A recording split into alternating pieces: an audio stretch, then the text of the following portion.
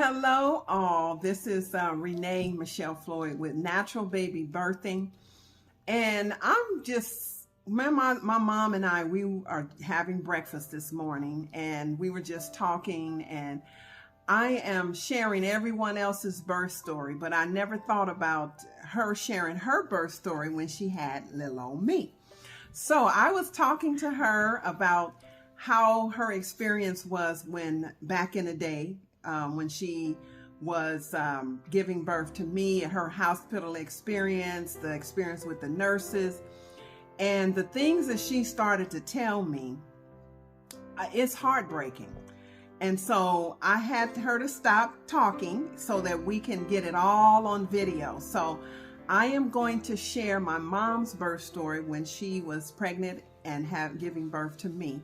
So her name is Barbara L. Ray, and I'd like for you to listen closely to Barbara L. Ray's birth experience when she was pregnant with Renee Michelle Broaden at the time. Okay, so sit back and listen to her story. Okay, so this is my mom, Barbara Ray, and she's going to talk about her birthing experience, her pregnancy and birthing experience. So what year was that? Oh my God. It was in March the 19th, 1963. All right. So was your mother there? So we're talking about the actual, when you went into labor and all, and then the actual birthing experience. So we're talking now about when you actually went to the hospital. Mm-hmm. Okay, so just focus on that. So was your mother there with you? She took me to the hospital with a friend, but they didn't let her stay. She took me. I don't know what happened. I was in such panic. Okay, so she wasn't there then in the room or nobody. Not even. So you were there by yourself? I in the room? Yeah, at the hospital. When I got to the hospital, my mother told me to pant like that, and like that, and I was doing that. And when I got to the hospital, I was doing it even more. So I guess I was, and the nurse, one of the nurses said, "Will you shut up?" And then I didn't know, so I just shut up because I was by myself. I was traumatized, and then they took me to they examined me. I didn't know what was going on. They examined me and everything. It took me and put me in this little room and left me in there by myself. And I was just turned 19, two months before I had you. They left me in the room by myself. It was quiet. It was dark. It was traumatizing. And my legs start shaking, and I start panicking. And I start calling the doctor and the nurses, and everybody looked like they just came at one time, and then because I felt like you were coming, and you were. And so they took me to the delivery room. Everything happened so fast, but I wasn't, I was married at the time. Your dad wasn't there. Nobody was in there but me. Mm-hmm. Was my dad in the waiting room, or he wasn't at the hospital? Well, he was at work when I called, and so it took time to get there. So he eventually came. I guess he was in. I don't know. Okay, but the point is you had no familiar faces during your labor at all. No. Okay, so when I started coming. Did anybody that you knew were they in the room at all? That I knew. Yeah, like when I was actually coming, when you were about to deliver, Mm-hmm. was anybody that you know in the room at all? No. Nope. So you were there by yourself. By myself. And so how were the nurses? How were they treating you? Everything was happening so fast. It wasn't no personal. It wasn't bedside manners. One nurse came in, they were coming back, and and she said she had to give me an enema. And I never had an enema, so she gave me an enema, and like I said, everything was happening so fast, I didn't know what to expect. Okay, so she gave you an enema. Yeah. While I was coming, or it basically had to stop me coming to do the enema? Yeah, I guess so. Wow, that is really something. Yeah. Okay. Did you feel like you when you felt like you had to push, then what happened? I don't even know if I even pushed. Then what happened was I was terrified, so I was screaming and my leg was shaking, and you came out. You know, they were all there, and then you came out, and they took you so fast from me, you know, and so there was no skin to skin. Where they laid me on top of your chest or anything like that. You came out. They cut the cord. I guess they cut the cord, took you away, and got you together. But I never held you again. Really? No. That whole day, or? Oh, no. When I'm talking about after I had the baby, after I had you, they didn't bring you back after they did what they did, and next thing you know, they cleaned me up and threw me up there and put me in a room with other women, and I didn't see you till the next day. Really? Yeah. Then they came in with the little, what you call, incubator. They gave me a bottle feeding. Nobody encouraged no breastfeeding. Yeah, because I was gonna say, did they say, you know, here's your baby so you can breastfeed? Oh no, or anything? Nope. So far as you know, they bottle fed me after you had me, because you didn't see me until the next day. So when you did get me, what did they hand you the baby, which is me? Yeah. Or okay, what happened after that? Yeah, they gave me you and a bottle, and so I, you know, nursed you. I mean, let me see. Did I wait? Come to think of it, I probably did try to nurse you, but nobody gave me the right how to do it. And all I know that my nipple was very sore, and I know that what do you call it, the swelling, the milk. I didn't know any of that, and I asked one of the nurses. I said, "Oh, my breast is so sore," and so she just came in with an attitude, and it's like I was getting on her nerve, and just took a cloth and tied it around me real tight.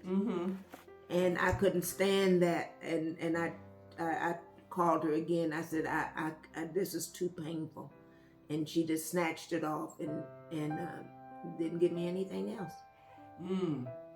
So what happened when you got home after you left the hospital? What happened when you got home? But when I got home, I was already prepared to bottle feed you, because that's all I ever seen. I really didn't see women as I was growing up breastfeeding. And so I was just prepared, you know, with pet milk, carrot syrup, you know, the old way. So what was the recipe? Pet milk, and glass bottles, and Carol syrup. Yeah. And water. And water. Wow. So that was the formula. That was the formula. That's all. Pet milk, Carol syrup, and water. That's it. Wow. Okay.